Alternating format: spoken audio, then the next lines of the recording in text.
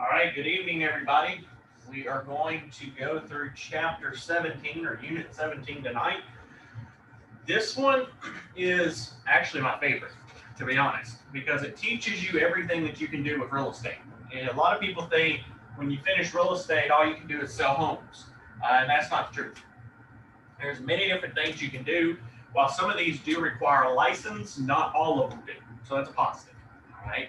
So tonight, like it says, is real estate a business of many specializations. Okay. Mr. Grossman, if you go ahead and get us to the next slide there. All right. So in the first objective is we're going to identify the various practice areas that are available within the real estate industry. We're also going to describe the ways a sales agent becomes what's called competent to practice in a particular area. We'll further explain a sales agent's scope of practice, and we'll list the various real estate related disciplines. The normal, most basic of them all is this one up here. Okay, and this is what most of you are taking real estate, what you're used to, and that's the brokerage. Okay, and that's the business of bringing together a buyer and a seller who are interested in making a real estate transaction is going to be the brokerage. Okay, so in this particular situation, this is kind of what we are. We end up, our job as real estate professionals is to get out in the general public, and we try to bring buyers and sellers together. That's our job. Okay, so this is the most common part in regards to real estate. So typically, the broker acts as an agent of the buyer or the seller, or sometimes both, in negotiating the sale, purchase, or rental of property. Now, a sales agent is a license holder that is employed by and associated with a broker who conducts brokerage activities on behalf of the broker for a fee or commission. So, like I said, this is the one that everybody thinks of when they get into real estate, is I want to become a real estate agent because the fact is that I want to buy or help people buy or sell homes, okay? And that's what their job is as a sales agent. So when you finish this course and you sit for your license and exam, Mr. Eugene, you would become a real estate agent. However, your broker would, if you came along with my firm, would be me, okay? Now, my job is to supervise everybody and make certain that everybody's doing what? Doing their job. But your job is to actually go out and practice in regards to getting leads and things to that nature, okay? Now, in regards to that situation as well, there's one of the key things that a lot of people don't understand here. This is where we're going to take a few minutes. We're going to talk about what's called competency, okay? What exactly to you, Aiden, does the word competency mean? Having the ability to perform the actions needed. And layman's term. Okay. Can you get the job? Layman's Get your crack. Know your crack. Yeah. Okay. Yeah. Know your stuff. Yeah. Okay. So in that situation is we want to make certain that as we go through this situation, we want to make certain that the individual that is practicing actually knows their stuff. Now, Travis, why is that important? Why is it important that you as an agent need to know your stuff? I don't get sued, but so if I'm representing a buyer, they actually get what they signed up for. My clients fulfill their obligations. Mr. Eugene, as a home seller and a buyer, was competency something important to you when you were buying and selling a home? Well, heck yeah, I don't want somebody that don't know what they're doing mess me up, and then I don't get what I want or have to pay out more than what I have to. So you mean you want Aiden, if he's going to represent you in a sale, you want him to know what he's doing? Exactly. Why is that important, Aiden? Because we're dealing with people's biggest life investments. That's right. You're dealing with sometimes the only largest asset that an individual has. And if you represent Mr. Eugene and you fumble the ball, well, Mr. Eugene might get sued. Mr. Eugene, you like that? Nope. Why don't you want to get sued, Mr. Eugene? Heck no, lose no money. Well, I mean, you're training him. Training him for me to get sued? No way. I mean, he would learn a lot. No. Yeah. You can do it. You can sue. They can sue you. Leave me out of it. So in that situation is yes, competency is big. And the thing is a lot of people in these situations, a lot of real estate agents, I actually was talking to somebody earlier today. She's like, yeah, my friend's getting a real estate license and she's over here and she's paying, somehow she got a discount or something, but she's paying like really cheap price. And, but all she does is she just basically clicks through the program and she just takes some tests and she's fixing to take or be able to get her license pretty soon. And I was like, well, that's not good, because the fact of the matter is when you end up going through a program where you're just kind of able to skip everything and go take a test, there's a problem, because that person is going to know nothing about real estate. Okay, so competency is very big, and Trek is putting a lot of big pressure on this right now, guys and gals. Trek really wants to make certain that you know your craft. Okay, I don't want you just going over there and just acting like you know your stuff. Now, let me ask you this. Do you think in a situation, Travis, say that you just got your real estate license today. Could you, if you just got your real estate license, could you go to Dallas and start practicing right now? Do you think that'd be a wise choice? No. Why not? I don't know that area. You don't know that area. You're not what? Competent in that area. Okay. Now, what if you were in Houston or Galveston? Could you practice there? Yeah, sure. Yeah, because why? That's your area, isn't it? That's where you know. Yeah, that's, you know more about that area. Mr. Eugene, what if we send you out to El Paso? You know anything about that area? I know where it is. That's about it. It's just dirt. It's not. Yeah, you know that dirt out. It's not. So, and what if Hayden, I send you down to McAllen? Do you know anything about that? Nothing. Nothing. So in these situations is we have to make certain that the people that we're dealing with, they are competent and knowledgeable. Okay. So in Texas, pre-license education requirements for a sales agent's license gives the student a well-rounded foundational understanding of real estate. So we do provide you with a lot of information. Okay. And a lot of you probably are like, yeah, it's like drinking out of a fire hose. Okay. It's a ton of information coming at you. But is it possible to know every single thing that you're being taught? No, I'll tell you guys and gals, when I first started teaching way back in the early 2012, I think it was. Yeah, 2012 when I started teaching.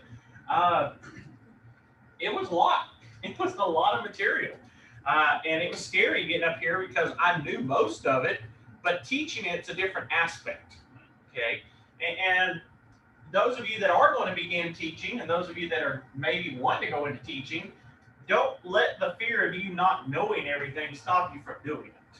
Okay, just like with Mr. Eugene back there, he knows very little about this.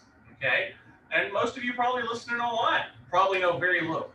But does it mean, Travis, that you should stop because your fears get in your way? No, you should get out there and just try. Okay. But if you're going to try, you always link up with somebody that knows what they're doing. Okay. So again, specialization courses are not required to get a salesperson or a sales agent's license. A lot of times, a lot of realtors will ask me this, well, I want to just lease properties. Do I have to get a license for that? Well, do you need? Yes. Okay, but do they have to have a lease license? No. No. What if they want to do commercial real estate, Travis? Do they have to have a commercial real estate license? No. What do they need? What do they need, guys? It's a real estate salesperson license. So it's just because you may want to specialize in an area, you don't have to specialize in multiple areas. Does that make sense? Once you get your real estate license, you can sell anything real estate wise, period, except mobile homes. You cannot sell mobile homes independent of land. Okay. So if you're just wanting to sell a mobile home, you have to have a separate license. But if a mobile home is on a property and you're selling the property with the mobile home, your salesperson license allows you. But you cannot sell a mobile home by itself with no land. with a salesperson license. Now, the law and rules require that an agent must be competent to perform any real estate brokerage activities that requires a license. National Association of Realtors offers professional designations to brokers and sales agents who complete educational programs in a variety of specialized practice areas. That's why one of these situations is me being in the real estate industry for as long as I have and teaching the same material. I know a lot of this material, okay, and I can share this stuff. We had a training today, and the trainer was asking a question about good funds. She said, "Has everybody I've trained all day, nobody's answered it. Who knows it?" And Abe, what happened? Who knew the answer? You. I knew it. But it's the only reason why is because I've already seen that stuff. It's already been sent to me across the deal. I already know it. But from an average person or a realtor that doesn't practice with it, how many of y'all really knew what a good funds was? Not many. Okay. So, and it's not that it's a bad thing. It's just the fact of the matter is it's how often are you involved in it, how much you basically keep involved. So, one of the key things though, that I always tell people with this bottom bullet right here, we're talking about National Association of Realtors. There are plenty of training opportunities. Okay, there are plenty. Say, Travis, that you wanted to go out and sell commercial real estate. You could complete a certification by NAR, and you could be certified in commercial real estate. Now, does that mean, though, that you're competent? No, it just means you have some experience, but are you really competent in that area? Not really, okay? It's moving you in the right direction. It's kind of like, I tell people this. Imagine your hometown, where you're at, okay? If I go take a class, say Amarillo, for you 8. Say I go take a class, one day, 8-hour class, and I'm going to try to be competent in Amarillo in one day in 8 hours. Is it possible for me to know everything about Amarillo in 8 hours? No. What about Houston, Travis? No. What about Mr. Eugene? What about Navasota? Oh, man, it's more than enough. More than enough? We live. That's fair. But in those If you situations, don't stand around there, somebody tell you. but in that situation is, do you see where I'm coming with this? Is the fact of the matter is, Mr. Eugene, is while in smaller towns, you probably could learn it in 8 hours. But if you were to go, and Travis was going to teach a course on Houston, Texas, everything you need to know, is it possible that he could teach you every single thing that he knows or that is to be known in Houston in 8 hours? No. It's nearly impossible. Okay? So in these situations is, yes, they're good to take those trainings, but if you want to show your competence, you have to have some background behind you. Okay? Now, once a person gets a sales license and a sponsoring broker, they may start to practice in whatever area authorized by their sponsoring broker. The broker must ensure, though, that the agent is sufficiently competent in that practice area. So I could, if I wanted to, and there are plenty of brokers that do this, I could actually say, Mr. Eugene, you get your real estate license. I could say, congratulations, Mr. Eugene, you got your real estate license. You are going to do exclusively leases, nothing else. You're not going to do any sales, buys, any of that stuff. You're just doing leases. And I could tell Aiden, you can only do BPOs. But Travis, you can do all commercial. Okay? There are brokerages that set it out like that. They do set it out where you individually, your broker tells you what you can do. But the key point about that is what happens. When you do something like that, what am I doing to myself as a broker? I'm cutting my own losses. I'm cutting myself at the knees, as they say. Because what happens is what if each one of you are designated to a certain spot and Travis ups and leaves on commercial and I have nobody else in that area? What have I just done to myself? Shot myself in the foot. So, now is it wise, though, that you let your agents do whatever they want? Not always. But most of the time, as long as they can show competency and they are actually involving the agent, the key thing we were talking about today in another meeting was communication. As long as the agents are communicating with their broker, what happens? Everything's a win-win for everybody. Okay, but when a broker, I mean, agent decides, say Stephen up here, he gets a client and he just does not call me at all, doesn't tell me what's going on, keeps me out of the loop, it's all hush hush. What's the problem with that? Well, he's probably going to get me sued. Because why? He's going to miss deadlines, he's going to miss stuff, and what ends up happening? He's going to get me sued, and he may get his client sued. Okay? That's why I tell people, they're always like, well, you don't need to know every little detail. Yeah, I do. Because each one of those little details add up to what? It could add up to an issue down the road. That one little detail here, and that one little detail here, and that one little detail here could have been prevented, which then could have never caused an issue. Okay? The sponsoring broker is also required to ensure that the sales agents under their sponsorship meet the statutory minimum continuing education required by the License Act. It's my duty to make certain that Aiden completes all of his continuing ed. If Aiden fails to meet all of his continuing ed, then what does that mean? Well, then your license needs to be suspended, needs to expire. And that means any leads that he's working on, Travis, what should I do then? I need to take them away and give them to somebody else. And I've done that before. Had an agent that was slacking on getting their license renewed, kept slacking, then waited for the last 30 days, and then decided, oh, I'm going to try to do it all in 1 week.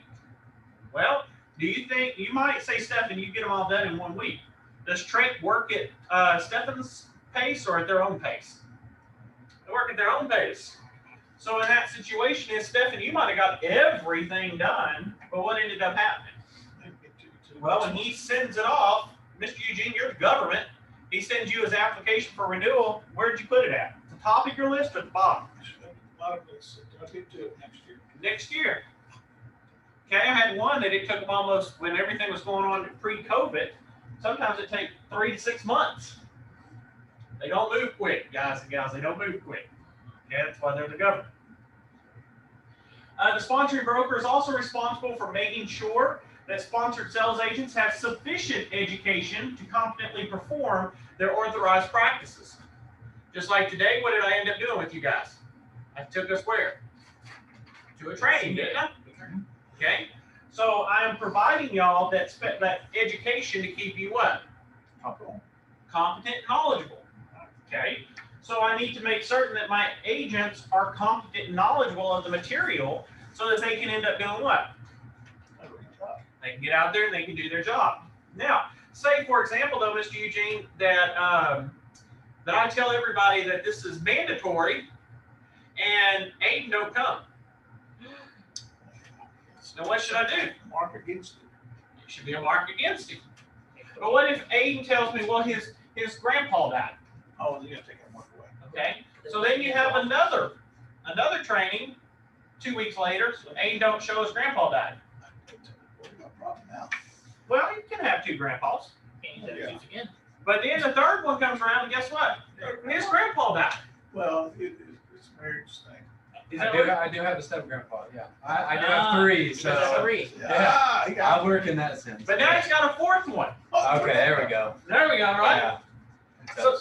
So in these situations, as I tell people all the time, is you got to make certain that I actually have had students before that always would say that my grandma died. Okay, grandma died. Okay, grandma died. Like, wait a minute, you got 3 grandmas? Then it's another test because my grandma died. I'm like, 4 grandmas in 1 semester. That's rough. You got some stuff going on here. Every 2 weeks. I mean, man. That's rough. Okay. Can I say something? Yes, Miss Leland. It makes me think of Jumpin' Jack Flash when she kept saying that, the movie. Yeah. And the boss said, I'd like to be the beneficiary. I like that. I like that. That's good. Because it's the truth. It's the truth. I mean, you're going to run into those. But it comes back to, Aiden, let me ask you that question. Say Mr. Eugene is the one that never comes to these trainings that you're offering. You're the broker. What should you eventually do to Mr. Eugene? If he's not coming to the Yeah, training, he's not, every time his grandma's died, his grandma's died, his grandma's died, his grandma's died. probably release him. Are you gonna let him go, or are you gonna talk to him first? I'm going to talk to him first, yeah. Okay, and then if he says, well, okay, I don't have no grandmas, they're gone now. And then the next one comes up, now it's grandpa. Now what are you gonna do? We got Wood the first time. I mean, Release him for his own good. And look now, Yeah. I'm buying extra grandma and grandpa, so. Oh, is that what it is?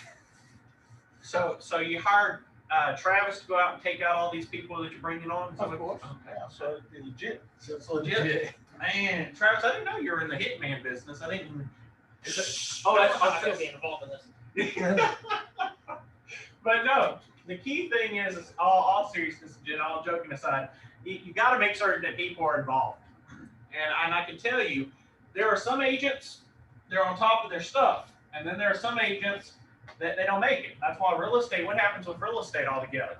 Well, in real estate, what's the turnover rate in real estate? High or low? You've been looking long enough. How's turnover in real estate? Quick. No, it's high. Quick. Real estate's very Oh, high. it's quick. Because what happens is Mr. Eugene comes into the field, he works in real estate for 3 to 6 months, hasn't made a dime, and what does he do? He's out of I'm here. I'm out. Oh, that's fucking. You see what I'm saying? So in those situations is sometimes it's in the broker's best interest to just do what? And Cut ties. Let it go. Okay. Now, when we talk about specialization, the key one that 90% of you will be in is residential. Residential. And what does that mean? Well, it means to deal in property that's used for housing, including small city lots, acreage in single family and multifamily units in urban, suburban, and rural areas. Okay. Within the residential market, agents may specialize in or deal with on a regular basis foreclosure, short sales, that's Stefan's favorite, by the way, or real estate owned properties, which are called REOs. An agent that specializes in these kinds of lender involved transactions must have a good grasp of financing, investment, tax, and valuation principles. Okay, so some agents think that once I get my real estate license, all I do is open doors and let people walk around, look at the houses, and then if they want to put an offer in, I just fill out some paper and send it over. That's it. Okay? Easy. Yeah, that easy, right? Is that how it goes, Stephen? True or false? False. False. What do you got to do? You don't have to ever deal with difficult people, do you? Oh, my God. You're dealing with people, you're gonna deal with some difficult people. So you telling me that you sometimes got to handle Mr. Eugene type people? Yep, and sometimes worse. Sometimes there's worse. That's worse. There's worse, man. I work hard to be a worse off. So in those situations is you got to make certain that what? As a real estate agent, I actually had an agent tell me this before. Well, I didn't know I was supposed to. A client told me that told me X, Y, and Z and asked my opinion, and I told him, well, I can't give you no opinion. That's what we do. That's our job, especially if they're what? If they're a client. So it's kind of like this, Travis. If I go to you and I say, we go see Aiden's property, Travis. I'm just a client. Oh no, I'm a client. This one. Okay. I'm a client. I come up to you and I would go look at Aiden's property and he's got it listed for $300,000. And I say, you know what? I want to put an offer in, Travis. I like this house. Travis says, all right. Well, how much you want to put in? I say 200,000. That's gonna be rough. What are you gonna tell me, Travis? That's probably not gonna work. It's up Well, to you. 200,000, Travis. That's a good deal. It's up to you, but I don't think that's gonna go through. Well, why not? I feel like if they're asking 300, they probably won't take 200. Okay, 210,000. That's that. I know I'll get it for 210. You might want to move your price range a little bit, or look at lower houses. You see what he's doing there? He's telling me what? He's telling me my information. Okay. You have a job to tell your clients if they put in a bad offer. Like I told somebody today, I said, don't tell them that their offer's terrible. Just do what Travis just did there. You might want to kind of bump that up some more. Well, why? Well, because if they got a list at 300, I just did a comp, a CMA on this, and it's 299. I don't think they're going to take a $200,000 offer. Okay. Now, does that mean though, if I'm adamant and I say I want to put in a $200,000 offer, all right, then you put it in. But did he do his job by telling me that it most likely is not going to get accepted. Yeah. So who's it blaming that if it doesn't go through? The one who wants to. It's me, not Travis. It's me. Now, what might I try to do if I lose the deal? Well, Travis, you didn't tell me that I shouldn't put in such a low offer. Don't hear none of this. And then in that situation, he's going to say, I texted you or I emailed you and told you I don't recommend that. Okay? But that's one of the key things is you have to have a grasp of financing, investment, tax, and valuation principles. Now, does this mean though, Aiden, since we're talking about financing and investments, tax, and this means that you're a CFP, right? Certified Financial Planner? No. And you can just start giving financial advice and tax advice. And while we're at it, let's throw in some legal advice. What do you think about that too? Definitely not legal advice. Well, why can't we throw some of this stuff in there? Well, I mean, because you don't have to be professional. Have you gone to get your road agent to give tax advice? Have you gone through and done your CFP to give financing and investment? No. Have you went and got your appraisal's license to give valuation? No. So, can you give any of those things? You can give a broad statement, but can you break it down and say, Stephan, I guarantee if you buy this house because of the valuation that I calculated and the principal financing rates give you approximately this tax benefit, and it's a good investment property. Can you do that? No. Why not? Because I don't have those certifications. You don't have the knowledge, the training, or the know-how. But can you say, from what I'm seeing in the market, it looks like these houses are going up. Well, I can't tell you 100% that if they will, looks like it's a good market. Are you covered there? Yep. See how your wording comes into it? It's all about your wording, okay? Now, leasing and property management. Now, Stephan loves property management just as much as he loves basically short sales. Loves it, okay? Why are you shaking your head over there, Stephan? Because They both are not that good, okay?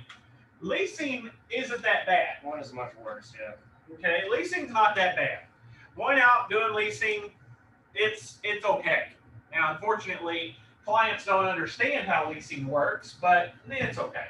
Okay, it's we're a real estate agent who operates a property for its owner.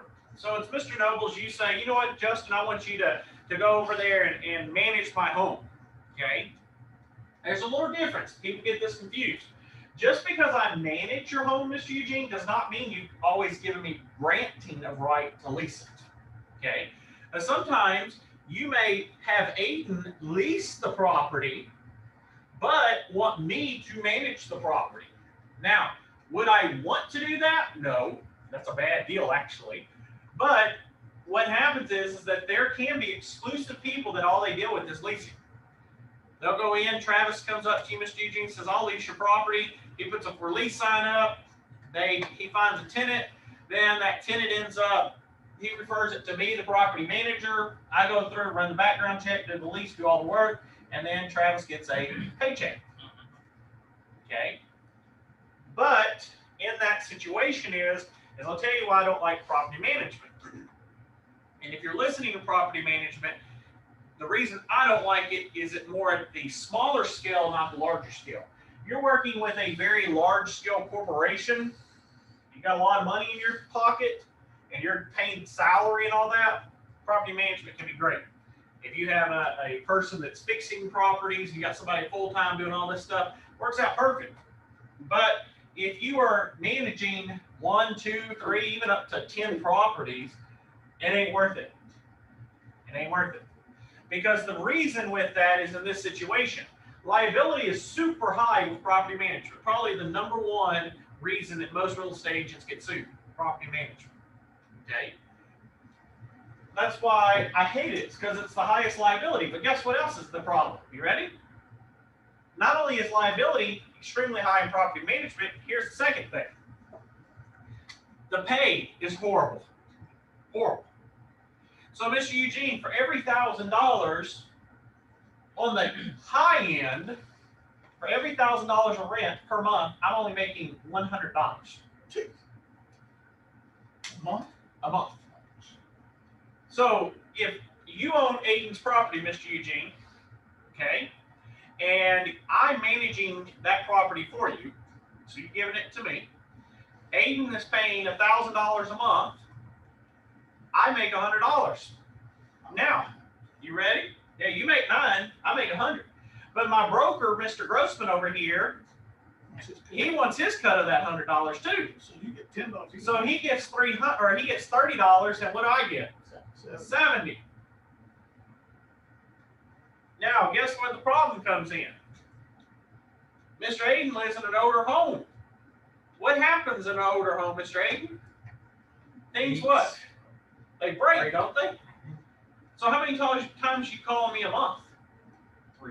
3, 4, 5 times a month, right?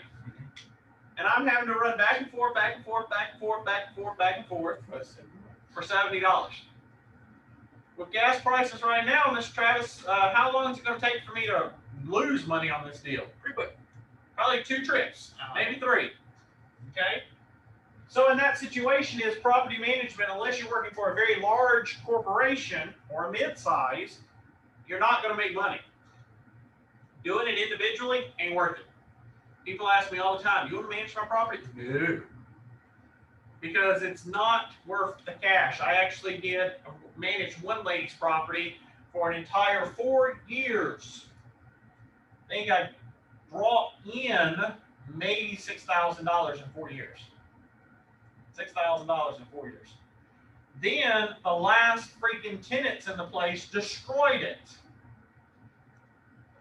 And she ended up, she wanted it fixed. Or she was going to go talk to an attorney. And I'm like, I can't help that, say, Aiden destroyed it. So I had to go in and put money into the property so that she wouldn't go hire legal counsel. And we had to go through a whole lawsuit. So that entire $6,000 went where?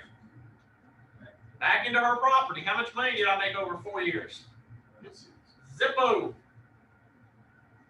Okay. I don't deal with property management. I hate it. Now, if, like I said, Mr. Eugene, you get a call and somebody says, you know, we'd like to pay you $100,000 a year to manage our property, maybe worth it. Okay. But if you're wanting to do this independently, it ain't worth it. Yes. If I owned Aiden's property, Uh-huh. how much would I make if I like shopped around to find a management company to manage the company, but or manage the property that I owned, basically? How much would, say that again? How much would you? Like if I own Aiden's property, Uh-huh. but I didn't want to manage it. Yep. How much would I usually get typically if I hired a management company to take care of his property? So like I do a flat 10%. So you would, if it was $1,000 a month, you get 900, I get 100. But then I got to split that with other people. Now I will say, this is where it comes into bigger companies. If you have a bigger property management and you have hundreds of properties, some companies go down to, I've heard, 6 to 7%. Yeah.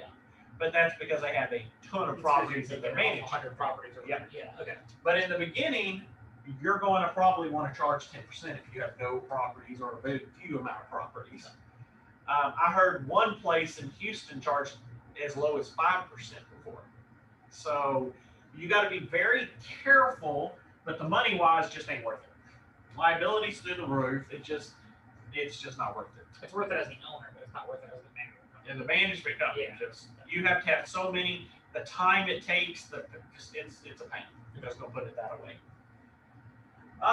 Let's see here. Most large cities have local associations of building and property owners and managers that are affiliates of regional and national associations. Within Texas, we have the Texas Apartment Association, which is the TAA, and it has more than 10,500 members who manage more than 1.75 million rental house units statewide. Okay. Another option is you could go into apartment locating. Apartment locating, of course, is a residential rental locator, matches landlords with tenants.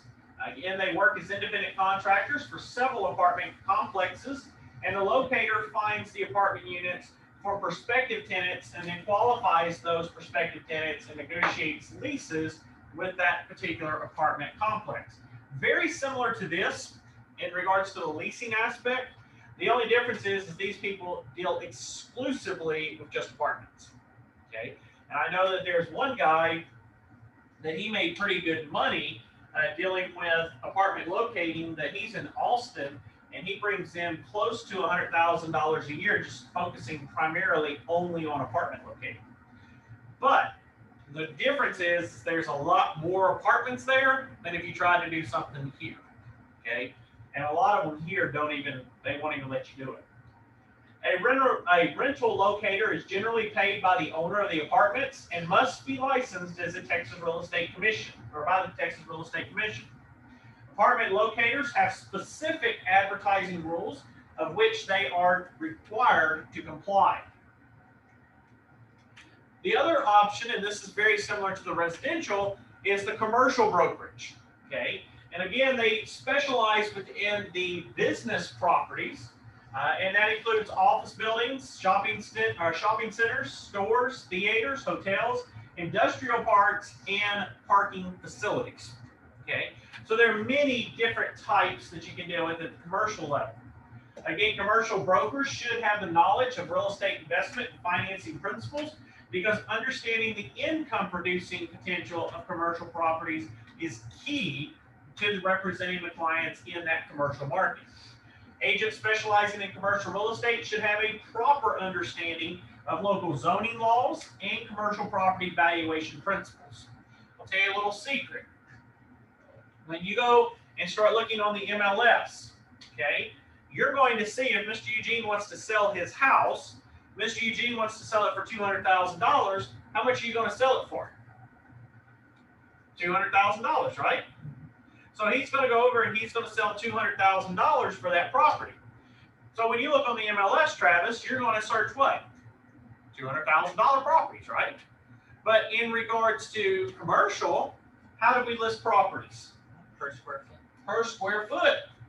So for example, if Aiden, you're wanting to buy a property or you want to lease an office building, you may get on the MLS and see this office here at $1.25. Now, does that mean that it's leased for $1.25? No, what's it mean? For every square foot, they're charging $1.25. Okay. So let's say it was $1, not even $1.25, say it's $1, and it's 2,000 square feet. Okay. Well, in that particular situation, that's $2,000. And that's how much you're going to pay per month for that property. Okay. Now, what if they say $12? Well, $12 at 1,000 square feet would be $12,000. Now, with it being that large, that means you divide it by 12, and that gives you your rent. Okay.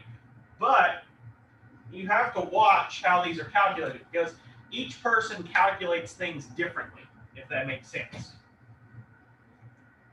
Within the commercial market, agents in urban areas can further specialize in selling or leasing medical offices, retail or industrial space, to name just a few areas within the commercial market niche.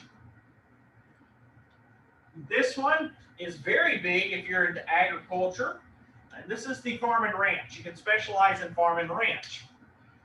Farm and ranch or land sales, basically, you specialize in farm, timberland, pasture land, ranches, or orchards. Each agent who deals in farm and ranch properties should have a good understanding of agricultural production principles, how crops and timber may affect the value of those properties. See, a lot of times is a residential agent will try to go out and sell farm and ranch, okay?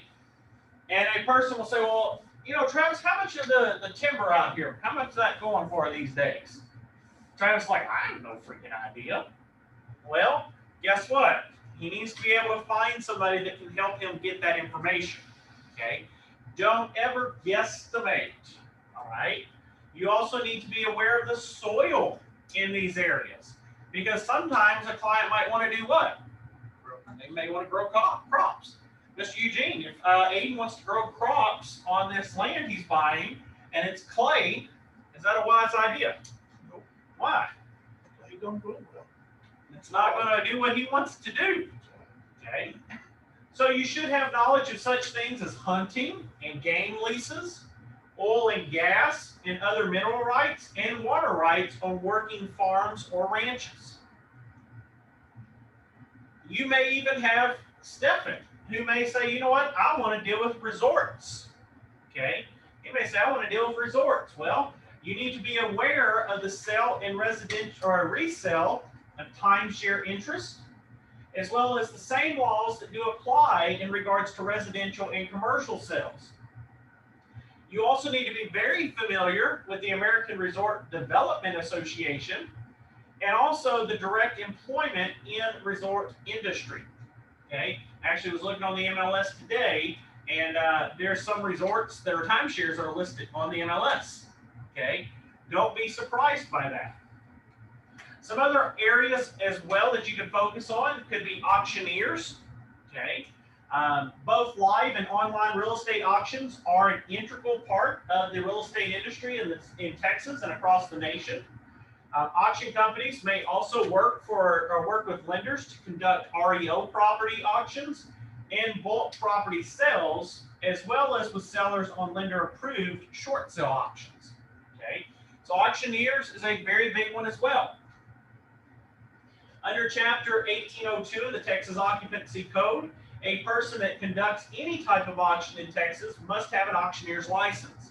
Under the License Act, which is TRELA, a person that conducts a real estate auction must also be a licensed broker or sales agent. Okay. Chapter 1802 defines an auction as the sale of property by competitive bid using any method, format, or venue. The Texas Department of Licensing and Regulation, which is TDLR, clarified by the rule that multiple offers to purchase real estate, though, are not considered competitive bids if all the material items of the transaction other than the price are different. Okay, so just because you get multiple bids on a property does not mean that it's actually an auction. Okay, it just means that you've ended up that you got multiple bids. While an auctioneer license may be necessary to call an auction, a real estate agent specializing in the auctioning of real property will need to have knowledge of the auction process, financing and investment principles, as well as the property valuation methods. Okay. The other one that is of importance is appraisal. And this is the process of developing an opinion of value for a parcel of real estate. Now, this one also requires a separate license other than a salesperson. Okay. An appraiser must have sound judgment, experience, and a detailed knowledge of the methods of valuation. Appraisers are licensed by the TALCB, and they are independent of TREC, but they still work together hand in hand. Another option is financing, and it's the business of providing the funds necessary to complete the real estate transactions. Okay. Real quick on this, we've talked about this before, is you could get your mortgage broker's license. That's what this falls under. Okay. Real estate inspector. A real estate inspector is generally hired by a prospective purchaser to inspect real property and to give an opinion as to the condition of the structural systems, electrical systems, mechanical systems, plumbing systems, and of the appliances. Again, a separate license must be had there. Property inspectors must be licensed by the Texas Real Estate Commission, and inspectors must use the standard forms when going through and using basically how they're writing up their matters, okay, in regards to the standards of practice. Another one is property development. Property development, of course, is comprised of several different professions. They include the work of land developers, subdividers who purchase the raw land. They divide it into lots, build roads, and install utilities. And it involves builders and architects who plan and construct the houses or other buildings, and the entire developer or the builder who sells that improved real estate will either be directly or indirectly through brokerage firms. This is my favorite, this slide right here. How often does this happen, Mr. Grossman? How often do you counsel your clients? Way more than you would want it to. A lot, okay? So when it comes down to this, when dealing with counseling, a real estate counselor helps clients choose among the various alternatives that are involved in purchasing, using, or investing in real property. A lot more options, okay? But in these situations is helping your client have a better understanding and making the right choices. Okay, I actually, myself and Mr. Grossman have had to advise a client that they need to take a break. They've been doing too much. They need to take a break for 30 days, recoup, reanalyze, and go from there. Another one, of course, as we've talked about, is education.